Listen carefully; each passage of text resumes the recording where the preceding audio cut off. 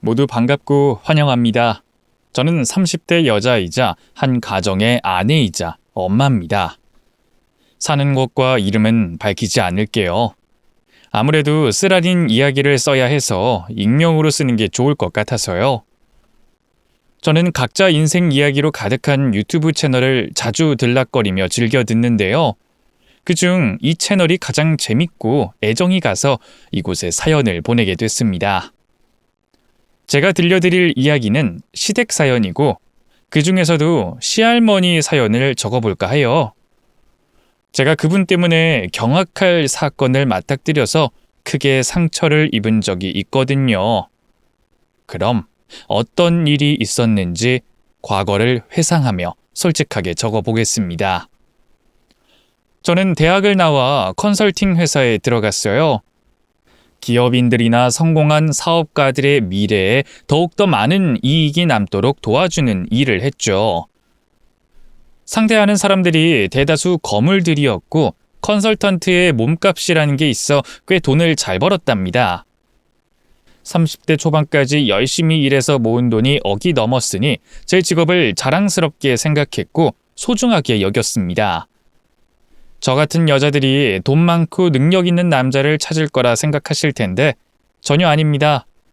저는 남자를 볼 때 열정과 책임감만 있으면 누구든 환영했어요.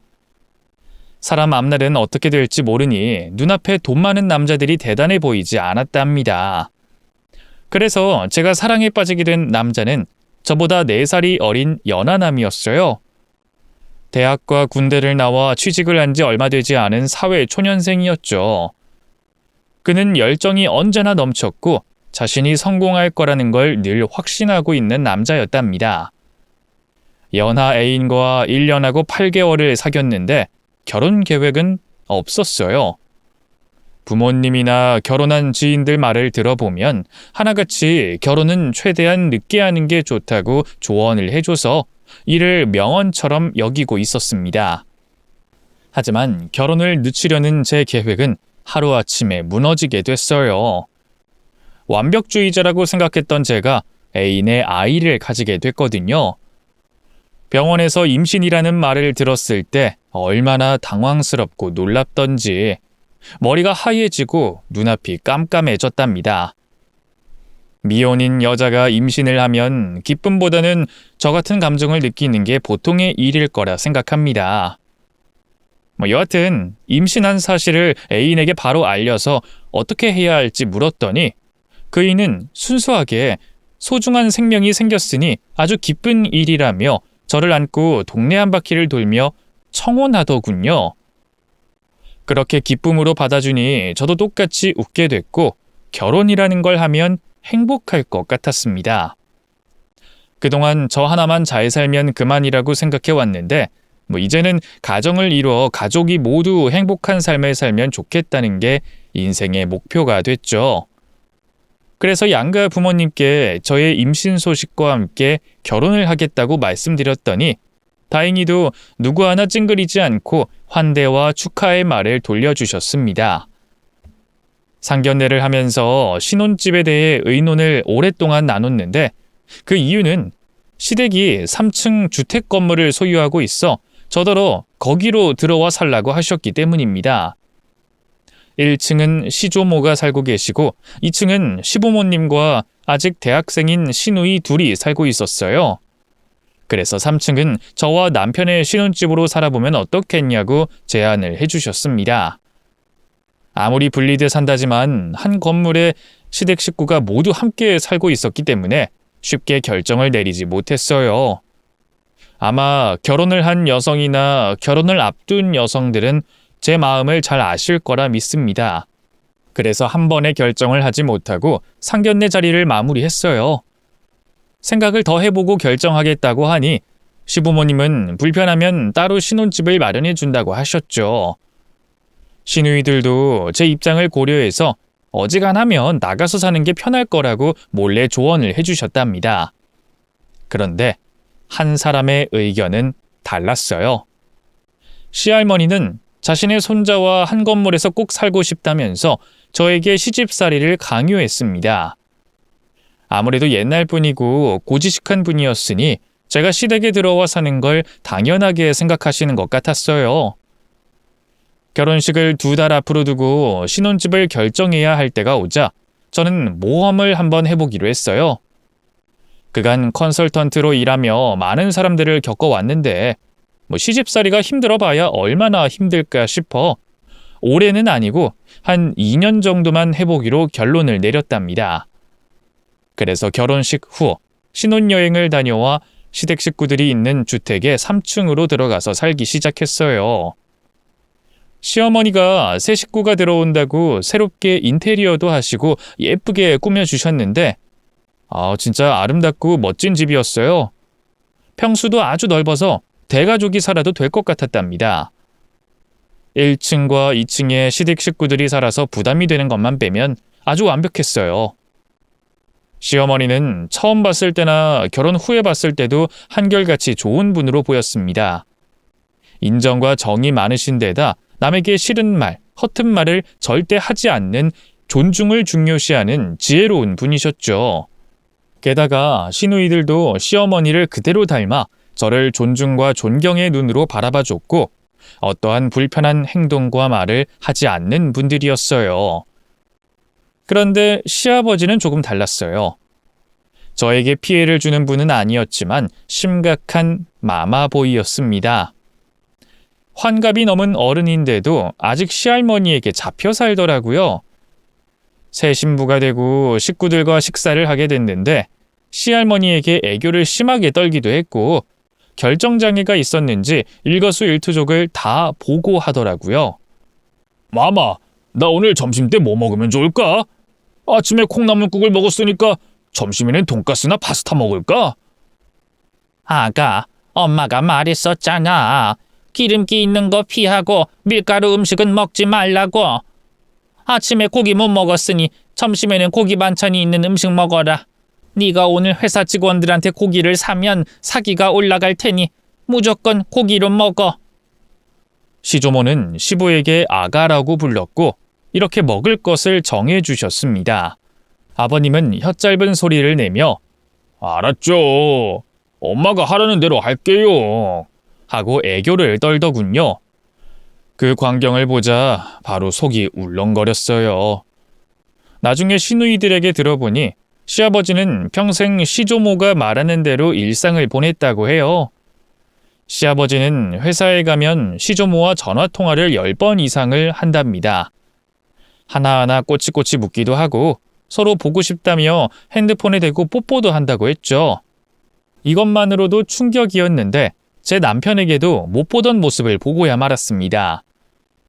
결혼한 지 일주일 뒤에 시할머니에게 애교 피우는 걸 봤거든요.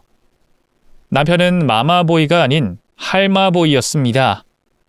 하는 행동과 말이 시아버지와 똑같았답니다.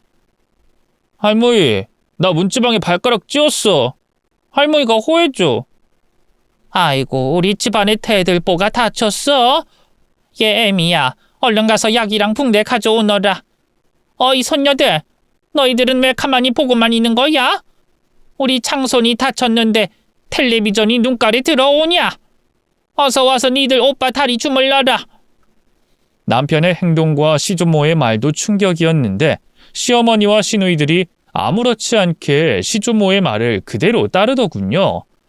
그걸 보자 더 놀라웠답니다. 저는 상식적으로 보이지 않는데 식구들은 오랫동안 적응을 해와서 그런지 시조모의 말 한마디에 분주하게 움직이며 명령을 떠받들더라고요. 이건 아니다 싶어서 나중에 남편과 3층으로 올라가 조금 전 한 행동이 뭐냐며 쓴소리를 했더니 그이는 뭐가 잘못됐는지 몰랐습니다. 보아하니 시조모가 남아선호 사상이 강해서 여자 식구들은 평생 종노릇을 해온 것 같았고 남자들은 편하게 왕노릇을 해온 것 같았어요. 이것을 하루아침에 바꿀 수는 없지만 컨설턴트인 제가 시댁을 뜯어 고쳐보기로 결심했네요. 제가 시댁 건물에 살며 눈으로 보게 된 것 중 가장 안쓰럽고 안타까웠던 건 시어머니가 아주 심하게 고생 중이셨던 거예요. 2층에 사는 식구들 살림을 하는 건 물론이고 시시때때로 1층에 사는 시조모의 살림과 시중을 들고 있었습니다. 하루 세끼 밥을 차려드리는 건 당연지사고 빨래와 청소, 심부름 등 시조모의 모든 일을 대신해 주더라고요. 옛날 식모도 이 정도는 아니었을 텐데 하는 생각이 절로 들 정도로 시조모가 심하게 시어머니를 부려먹었습니다. 또 대학생인 시누이들도 학교 끝나고 집으로 돌아오면 시조모의 수족이 돼 시키는 일을 했답니다.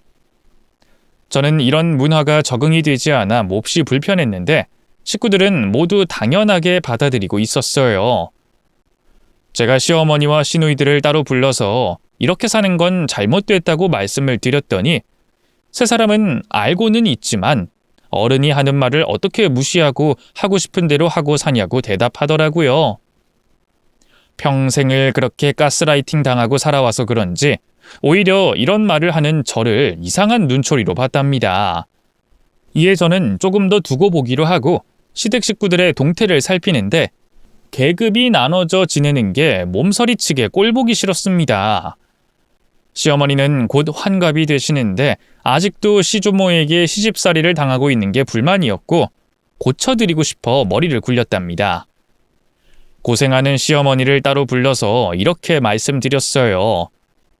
어머님, 할머님 때문에 많이 힘드시죠? 제가 지켜보니까 매일 1층과 2층 두 집 살림을 돌보느라 고생이 이만저만이 아닌 것 같아요. 그래서 말인데 제가 할머님께 가정부를 붙여드리면 어떨까요? 세아가 네가 나중에 내가 하는 일을 떠맡을까 봐 이러는 거니? 그렇다면 걱정 말거라. 내가 아무리 바보처럼 사는 여자지만 귀한 집 딸을 고생시킬 생각은 절대 없으니까. 어머님, 지금 그 얘기를 하려는 게 아니에요.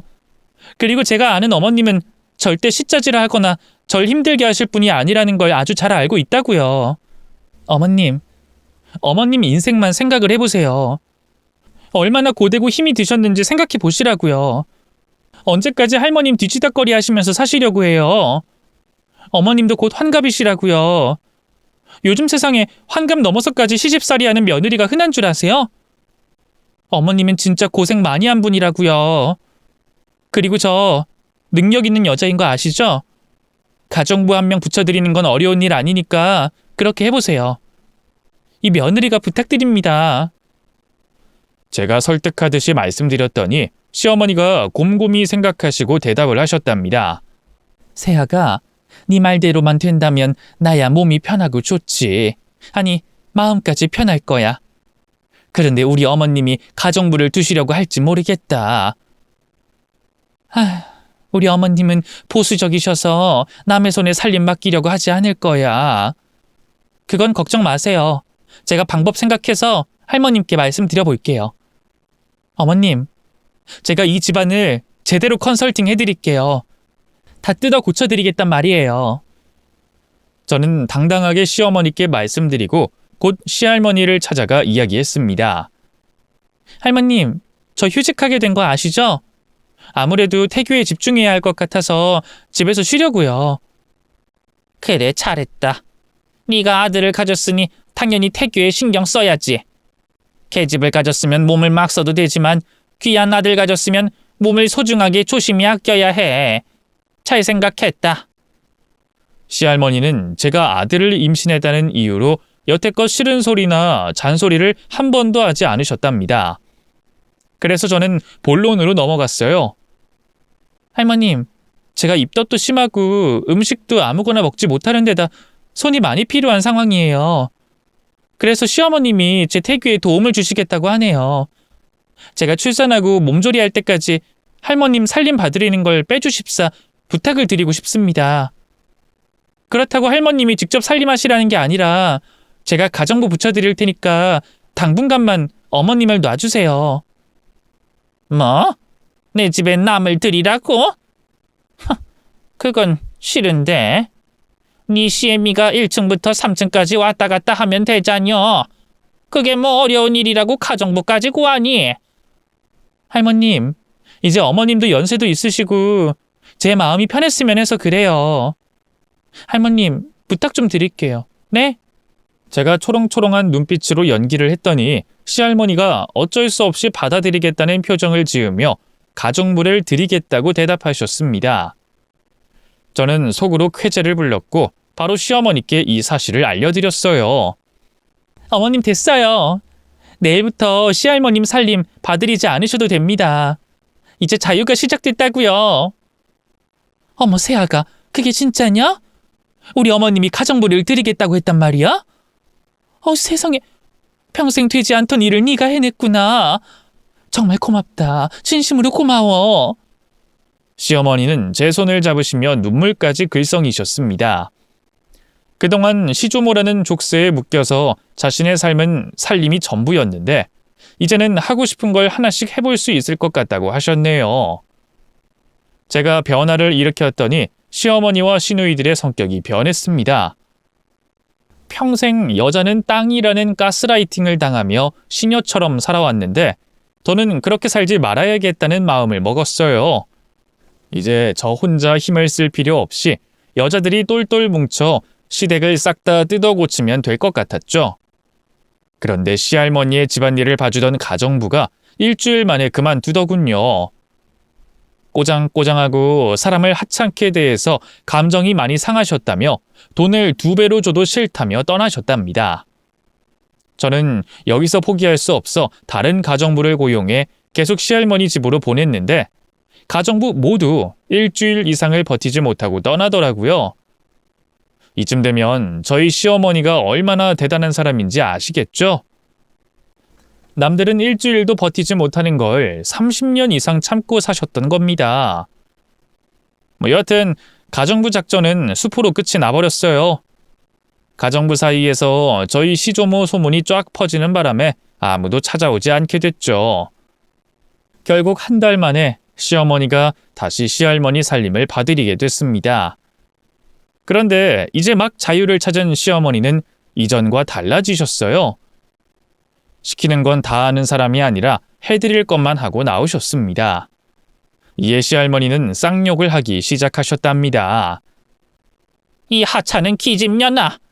내가 나가라고 하기 전까진 내 집에 붙어 있으랬는데 왜 명령을 거역해? 샹, 먼지나게 쳐맞아야 정신을 차리겠냐? 이게 1달 동안 편하게 놀고 먹더니 지 주제를 까먹은 모양이네.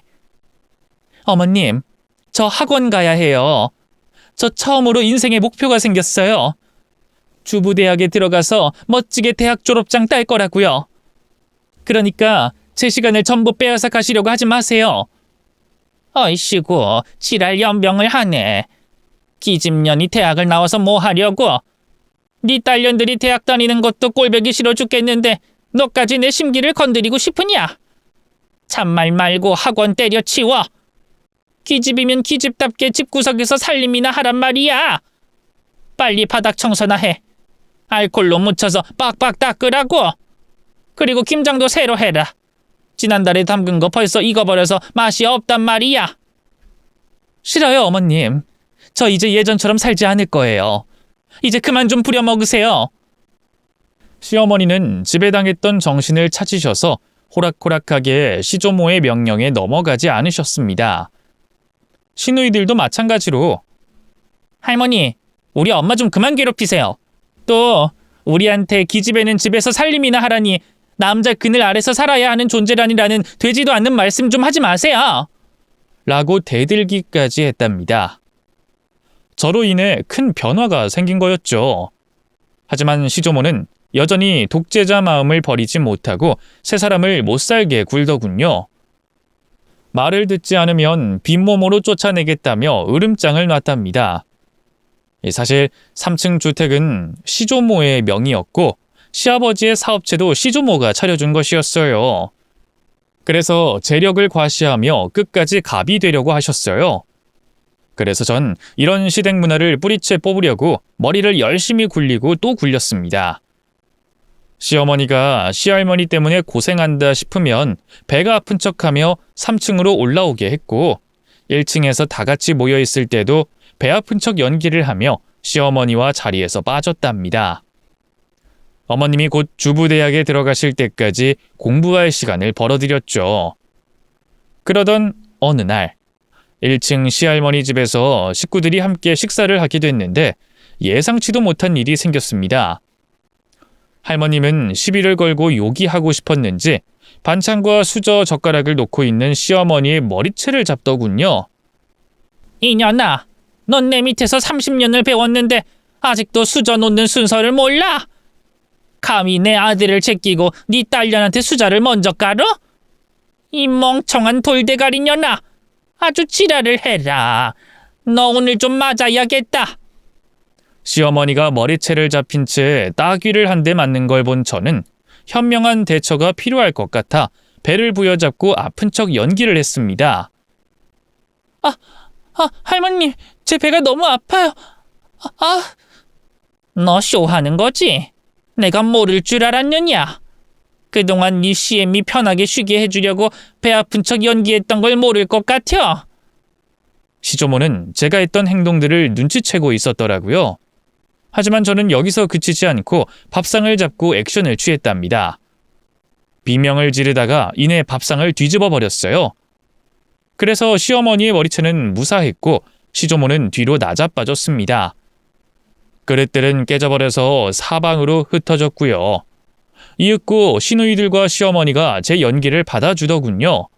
심각해서 병원에 옮겨야 한다며 저를 부축해 시댁 건물 밖으로 빠져나갔습니다. 저희 여자들은 대문 밖으로 나와 깔깔 웃으며 대화를 나눴답니다.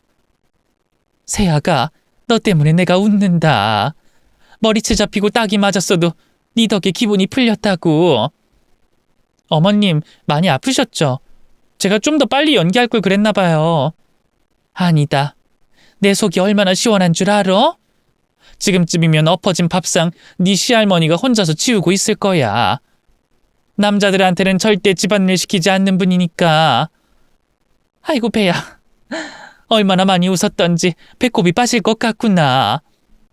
세아가, 앞으로도 종종 연기 부탁한다. 그럼요. 할머님이 바뀌는 그날까지 전 이 집안의 악습을 죄다 뜯어 고칠 거라고요. 그렇게 마음 편히 웃고는 여자들끼리 고깃집에 가서 외식을 했답니다. 밥을 뜯기도 전에 제가 상을 엎어버렸으니 말이죠. 이만하면 시조모도 행동을 달리할 줄 알았는데 전혀 예상치 못한 짓을 하시더군요. 저를 1층으로 불러 통보하듯이 말씀하셨습니다. 손주 며느리야, 니년이 어제 쇼한 거 다 안다. 어제 내 친구가 니들이 삼겹살 파티하는 걸 다 봤다 하더라. 이 니미럴 년들이 감히 나를 조롱해? 야, 니년이 이 집에 굴러 들어온 이후로 집안 꼬라지가 어떻게 돌아가는 줄 알아? 할머님 친구분이 보셨군요. 죄송하게 됐습니다. 그런데 어제 할머님이 좀 심하셨잖아요. 어머님이 딸들과 며느리 앞에서 개망신 당하는데 어떻게 보고만 있을 수 있겠어요. 저는 시간을 되돌려도 똑같이 행동했을 겁니다. 오냐, 너 잘났다. 그럼 네 소원대로 앞으로 네 시애미를 내 시녀로 부리지 않을 테다. 저는 듣던 중 반가운 소리여서 박수를 치며 좋아했습니다. 할머님, 드디어 마음 고치신 거예요? 너무 잘 됐어요. 그럼 앞으로 좋은 모습만 보여주시는 할머님이 되시려는 거죠? 아니, 앞으로 내 집 살림은 네가 도맡아서 해라. 니년이 내 손자 임신했다 해서 계속 봐줬는데 이젠 그런 거 없다. 나도 네 시애비를 임신했을 때 개고생하면서도 건강하게 잘만 낳았다고. 그러니까 니년이 내 수족이 되거라. 그게 아니면 네 시애미를 매일같이 쥐잡듯이 잡고 괴롭힐 거다. 뜻밖의 공격이라 조금 놀라긴 했지만 시어머니 대신 제가 해결하는 게 좋을 것 같아 시조모의 제안을 받아들이기로 했습니다. 좋아요. 그렇게 하시죠. 몸이 좀 무겁긴 하지만 충분히 할 수 있을 것 같아요. 앞으로는 제가 할머님 살림 봐드릴게요. 됐죠? 그래. 아주 재밌는 날들이 찾아오겠구나. 내가 니년을 제대로 가르쳐서 집안 어른한테 충성하는 걸 보도록 하겠다. 할머님, 여기가 무슨 군대도 아닌데 충성이라뇨. 뭐 어쨌든 이 집 살림은 제가 도울게요. 할머님이 연세도 있으시고 허리가 좋지 않으시니까 도와드리는 거예요. 할머님의 종이나 시녀가 되겠다고 수긍한 게 아니라고요. 아셨죠? 끝까지 싹수 없는 말만 짓거리네. 내가 널 제대로 개조시켜줄 테니 각오해라. 그럼 오늘부터 시작이다. 저는 겁을 먹지 않고 바로 시조모의 집안일을 시작했어요. 특별할 거 없이 저희 신혼집에서 하는 만큼만 했습니다. 시할머니가 뭐라 말도 안 되는 걸 시키시면 과감하게 무시하면서 말이죠. 할머님, 청소랑 빨래 다 끝났고요. 저녁은 냉장고에서 반찬 꺼내시고 국만 데워 드시면 돼요. 그럼 전 올라가 보겠습니다. 인연이 쳐돌았나? 누가 네 맘대로 올라가라더냐? 니년이 밥상 다 차리고 깨끗이 정리까지 다 해. 그리고 내가 잠드는 그 순간까지 붙어 있어라. 나는 밤 10시에 따뜻한 보이차를 마셔야 잠을 잘 수 있으니까 옆에서 시중 다 들고 올라가라고. 배야. 할머님, 저한테 화내시니까 배가 너무 아프잖아요. 안 되겠어요. 저 빨리 올라가서 누워야겠어요. 그럼 식사 잘하시고 안녕히 주무세요. 내일 또 내려올게요. 그렇게 배를 잡고 연기를 하며 신혼집인 3층으로 도망치듯이 올라갔답니다. 당연히 시조모는 혀를 차고 쌍욕을 해대며 저를 다시 불렀지만 귀뚱으로 듣고 무시해버렸어요. 시할머니와 그렇게 기싸움을 계속하면서 시집살이를 이어나갔습니다. 그러자 저 때문에 시할머니의 감정은 심각하게 쌓여갔고 그 분노를 터뜨리는 날이 찾아오고 말았답니다. 저는 임산부니 설마 머리채를 잡히겠나 했는데 시할머니는 눈이 뒤집혀서 저를 공격했어요. 네 친정에서는 도대체 널 어떻게 가르친 거냐? 네 애미년도 너랑 똑같냐? 애새끼를 어떻게 키웠길래 어른이 말하는 걸 개똥처럼 듣고 지랄인 거야? 너 내가 빨래는 무조건 매일 손으로 해야 한다고 했어, 안 했어? 그런데 사흘 동안 빨래를 썩혔다가 한 번에 세탁기를 돌려? 이 대가리에 돌만 찬 육실을 년아! 너 오늘은 그냥 못 넘어갈 줄 알아라. 임신했다고 유세 떨 생각 말고 연기할 생각도 하지 마라. 알아들었어? 시할머니는 제 머리채를 잡고 시어머니에게 했던 것처럼 싸대기를 날리셨습니다. 한 대만 맞으면 끝날 줄 알았는데 제 양뺨이 부어오를 때까지 멈추지 않더라고요. 저는 아프다고 비명을 지르며 그만하라고 해봤는데 눈이 뒤집힌 시조모는 절대 멈추지 않겠다고 으르렁거리더군요. 이년아, 엄살 떨지 마. 이제 시작이야. 니년 면상을 갈아엎을 때까지 멈출 생각이 없단 말이다. 왜? 또 배 아픈 연기하려고? 이제 그거 안 통한다고 몇 번 말했냐? 아가리 닥치고 내 교육 똑바로 받아. 저는 연신 뺨을 맞으며 몸도 마음도 만신창이가 됐어요.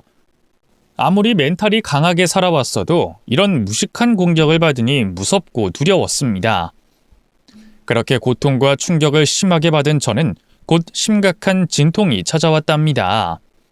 배를 잡고 소리를 크게 질렀더니 시조모는 쇼하지 말라며 계속 제 따귀를 때렸어요.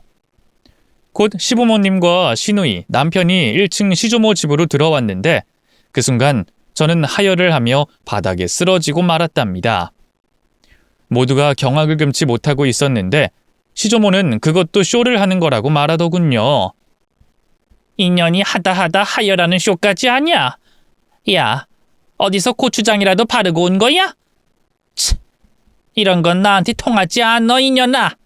엄살 부리지 말고 당장 일어나. 아직 니년한테 해줄 참교육이 한참 남았다고.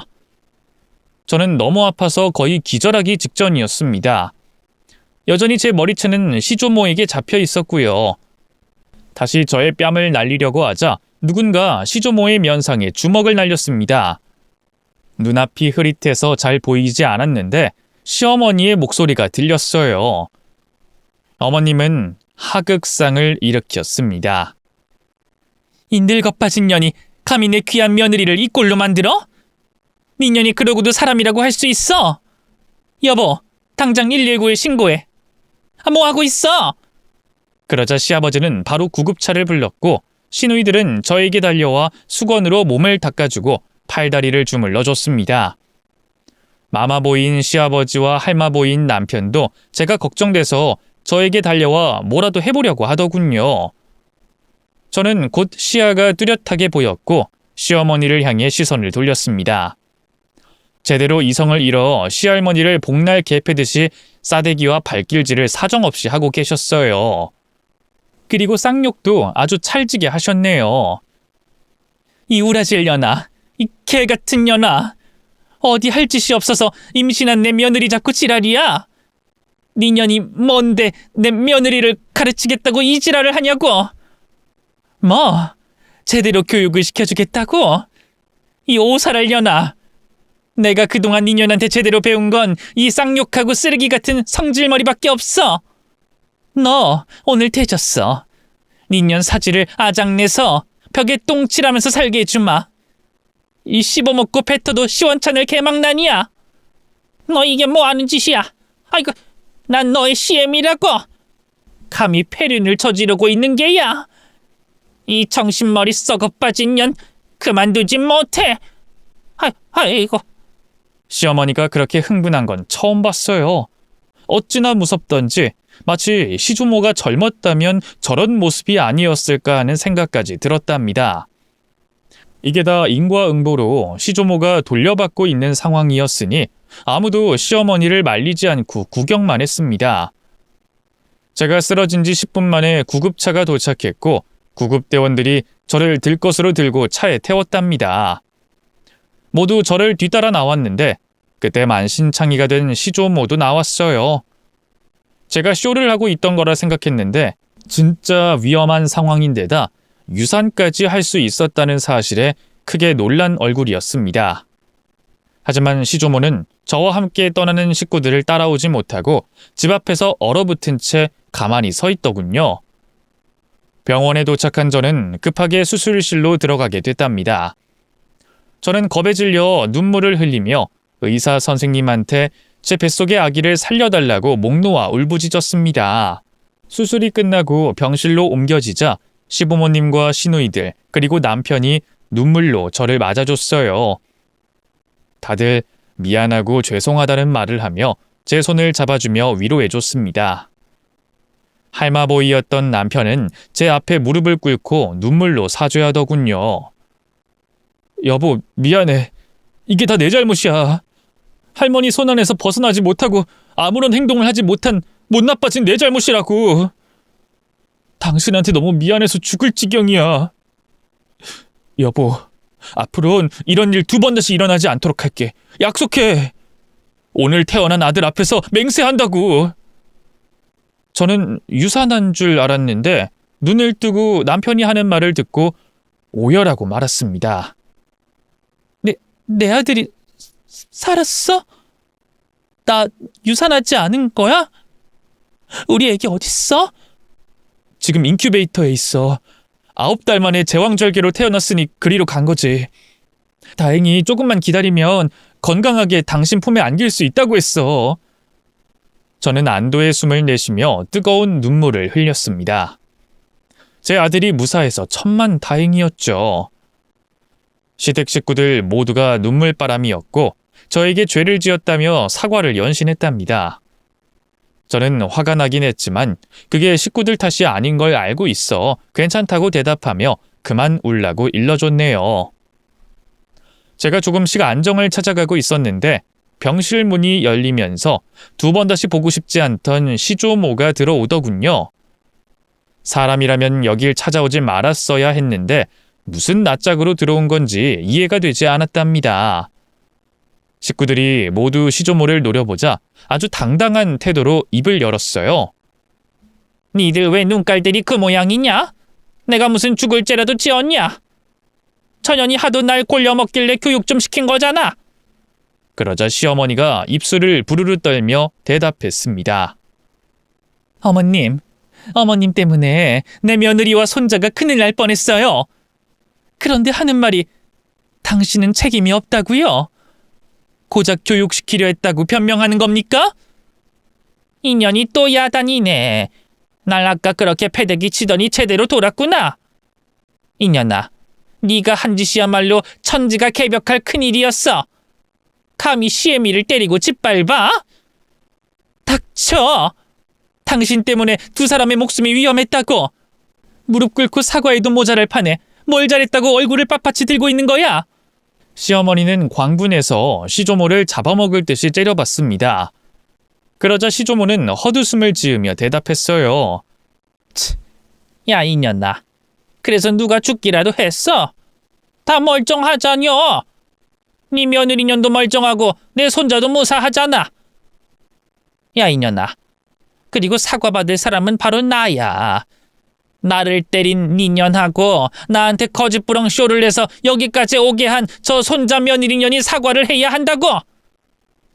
정말이지 상대해선 안 될 짐승보다 못한 년이었습니다. 나이 처먹었다고 해서 무조건 어르신이 아니라는 걸 여러분도 아시겠죠? 저는 주둥이를 막 놀리는 시조모에게 당장 꺼지라고 소리쳤습니다. 나가세요. 할머님 때문에 큰일 날 뻔했는데 고작 한다는 소리가 저와 어머님한테 사과받아야겠다고요? 아무도 죽지 않아서 상관이 없다고요? 사람의 탈을 쓴 악마 같은 이라고. 당신 얼굴 보니까 숨이 막혀. 여기서 나가요. 인연이 어디서 깝을 치고 지랄이야. 야, 이년아. 니년이 거기 자빠져 있는 건 니년이 자초한 일이었어. 네가 날 조롱해서 이 사달이 난 거라고. 어디서 되먹지 못한 년이 우리 집안에 굴러들어와서 분쟁 만들고 어설픈 쇼에서 이런 결과를 낳은 거란 말이야. 시조모는 그렇게 막말을 하면서 저에게 달려오더군요. 아직도 정신을 차리지 못한 거죠. 그러자 시아버지가 시조모의 멱살을 잡고 따귀를 날렸습니다.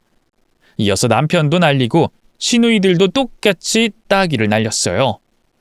그리고는 이 모든 걸 끝내고 매듭지어줄 시어머니가 시조모의 정강이를 걷어차서 쓰러지게 만들었습니다. 이 사악한 마귀 할망구야. 니녀는 이제 우리 가족에서 영구제명이야. 다들 동의했다고. 이젠 너 따위 악마는 더는 두렵지 않아. 당장 여기서 꺼져. 너 잘난 집에 가서 혼자 벽에 똥칠할 때까지 천년만년 살아봐. 이 고얀 년. 우리 집에 시집와서 편하게 먹고 살게 해줬더니 은혜를 이따위로 갚어? 감히 내 핏줄들을 조종해서 날 공격하게 만들어. 너 이년 내가 지옥으로 보내주마. 오늘 니년을 끝장낼 때까지 여기서 한 발짝도 나가지 않겠어. 시조모가 마지막까지 주둥이를 멋대로 나불대자 시어머니의 손찌검이 세차게 시작됐습니다. 30년을 시녀로 지낸 것과 저를 다치게 한 것, 제 아들을 위험하게 만든 것까지 다 더해서 매를 때리신 거죠. 시조모는 힘이 빠져서 아무런 반항도 못하고 맞기만 했고 식구들도 가만히 지켜만 봤습니다. 이윽고 시어머니가 네 발로 겨우 몸을 가누는 시조모의 엉덩이를 발로 밀어내 병실에서 쫓아냈어요. 오늘부로 니녀는 우리 식구들한테서 아웃이야. 너희들 두고 봐라. 사는 집이고 사업체고 다 압수할 줄 알아. 갈 곳 없고 배고프다고 날 찾아오면 받아주지 않을 거라고. 이 쓰레기들아. 시조모는 그렇게 마지막 말을 남기고 네 발로 기어나갔습니다. 모든 응징이 끝난 후 저는 시어머니의 보살핌으로 낫게 됐고 제 아들도 인큐베이터에서 나와 제품에 안기게 됐어요. 힘들고 어렵게 낳은 자식이라 너무나도 귀하고 소중했죠. 식구들 모두 제 아들이 병실로 오자 울음을 터뜨리며 기뻐했답니다. 그렇게 모두 무사하게 됐죠. 시부모님은 시조모의 집과 사업체를 반납하고 새로운 터를 구하셨어요. 대출을 받으셔서 작은 집에 전세를 얻어 나가셨답니다. 시누이들은 대학교 기숙사로 들어가고 추후에 알아서 독립하겠다고 했고요. 저와 남편은 잠시 친정에서 지내다가 각자 번 돈을 더해 아파트로 이사를 했답니다. 그간 시조모의 집에 찾아가지 않고 이삿짐 센터를 불렀기 때문에 아무도 시조모의 얼굴을 보지 않았죠. 시부모님과 시누이들은 시조모의 소나기에서 벗어나 경제적 어려움이 조금 있긴 했지만 금세 적응해서 각자 최선을 다하며 살더라고요. 저도 회사로 복귀하려고 했는데 남편이 2배로 고생하면 된다면서 아들 키우는 것만 생각하라고 했어요. 나중에 일을 하고 싶으면 아들이 좀 컸을 때 복귀하라며 저를 배려해 줬답니다. 이렇게 모든 게 시조모를 제외한 식구들이 평범하고 사람다운 인생을 살기 시작했죠. 세월은 1년이 지났고 저희 식구들은 자주 모여 정도 나누고 덕담과 위로를 건네며 잘 지냈습니다. 그러다 어느 비 오는 날 저녁에 누군가 제 집을 찾아왔답니다. 시댁 식구들과 남편과 저는 아들과 집안에서 재밌게 놀고 있다가 현관문을 열었는데 다시 보고 싶지 않은 사람이 비에 젖은 채 서 있더라고요. 바로 시할머니였죠. 저는 경악하며 뒷걸음질을 쳤고 남편은 시조모에게 꺼지라고 패악질을 했습니다. 당신이 무슨 낯짝으로 여길 찾아왔어? 내 손자야. 네가 보고 싶어서 왔다. 그리고 내 증손자도 보고 싶구나. 핏덩이가 태어나고 내 품에 한 번도 앉지 못했잖아. 몸서리치게 보고 싶어 찾아왔단다. 아이고, 여기 다들 모여 있었구나. 내 아들, 며느리, 손녀들까지. 아유, 모두 보고 싶었다. 남편이 시조모를 막았는데 그의 가랑이 사이를 통과해 집 안으로 쏜살같이 들어오더군요. 다들 기가 막혀서 입을 벌리고 어이없는 표정을 지었는데 시조모는 시어머니에게 안겨있는 제 아들을 향해 손을 뻗었답니다. 얘가 내 증손자구나. 한번 안아보자. 며느라, 그런 표정 짓지 말거라. 이 시애미가 다 잘못했다. 오늘 너희 모두에게 용서빌러 온 거라고. 더러운 손으로 어딜 만져? 내 손자는 당신 같은 증조 할머니 두지 않았어. 한 번만 더 손댔다간 손가락을 분질러 버리겠어. 이어서 식구들 모두 시조모를 비난하며 쫓아내려고 했습니다. 그러자 시조모가 다급하게 무릎을 꿇고 앉아 두 손을 발이 되도록 빌더군요. 얘들아, 내가 잘못했다. 이 노인네가 노망이 나서 미친 짓을 벌였구나. 이렇게 용서 빌 테니 한 번만 용서해 다오. 나 지난 1년 동안 혼자 지내보니 많은 걸 느꼈다. 너희들이 얼마나 소중한 존재인지 말이야. 나한테 다시 기회 준다면 너희들한테 희생하는 어른이 되겠다. 그러니 한 번만 더 속아주면 안 되겠냐? 시조모의 눈가에는 눈물이 그렁그렁 맺혔고 온몸은 사시나무처럼 바들바들 떨고 있었습니다. 하지만 식구들에겐 동정과 연민 따윈 없었습니다. 수십 년 동안 독재자로 지낸 데다 시어머니와 저에게 한 짓을 용서할 사람은 아무도 없었네요. 시어머니가 등을 돌려버리며 제 아들 얼굴을 보여주지 않자 식구들 모두 시조모에게서 등을 돌려버렸어요. 저 또한 그렇게 했죠. 아무리 빌어도 꿈쩍도 하지 않고 등만 보였답니다. 이에 용서받는 게 어렵다는 걸 알았는지 시조모는 조용히 자리에서 일어나 쓸쓸하게 저희 집에서 나갔습니다. 식구들은 잠시 말을 아낀 상태로 있다가 곧 제 아들이 방긋 웃는 소리를 내자 다시 아무 일 없었던 것처럼 수다를 떨기 시작했어요. 시조모를 본 적이 없던 사람들처럼 말이죠. 그리하여 제 아들은 시댁 식구들의 사랑을 많이 받아가며 어느새 3살이 됐답니다. 병아리 같은 목소리로 할아버지, 할머니, 아빠, 엄마, 고모들을 부르는 게 참 신기했죠. 그리고 그동안 시부모님은 여러 일자리를 돌며 일해서 모은 돈으로 작은 식당을 여셨어요. 시어머니가 손맛이 있어서 한식집을 오픈했는데 입소문이 널리 퍼져서 장사가 아주 잘 됐답니다. 시누이들은 대학을 졸업하고 좋은 회사에 취직해 각자 자취방에서 지내며 자기 앞가림을 해나갔어요. 또 제 남편은 회사에서 일을 열심히 해서 조금 더 큰 회사로 이직했답니다. 저희 세 식구가 평범하게 살 수 있을 만큼의 연봉을 받았죠. 그래서 전 육아를 몇 년 더 하기로 했답니다. 아들이 초등학교 들어갈 때까진 주부로 지내기로 했네요. 그리고 저희 식구들은 시할머니에 대한 이야기를 단 한 번도 한 적이 없습니다. 아무도 그녀를 그리워하지도 보고 싶어 하지도 않았죠.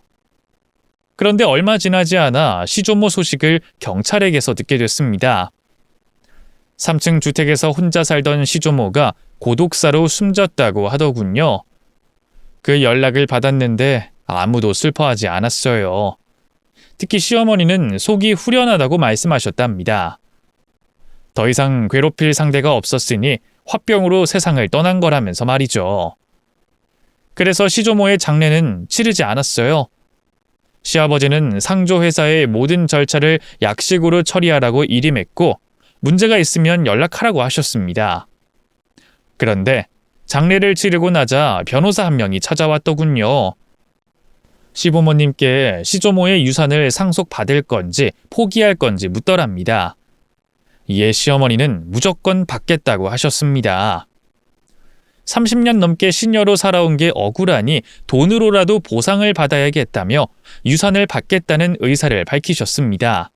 시아버지는 어머님이 하는 대로 따르겠다며 가만히 계셨고요. 그래서 시어머니는 남편과 아들을 제외한 여자들에게만 유산을 나눠주셨습니다.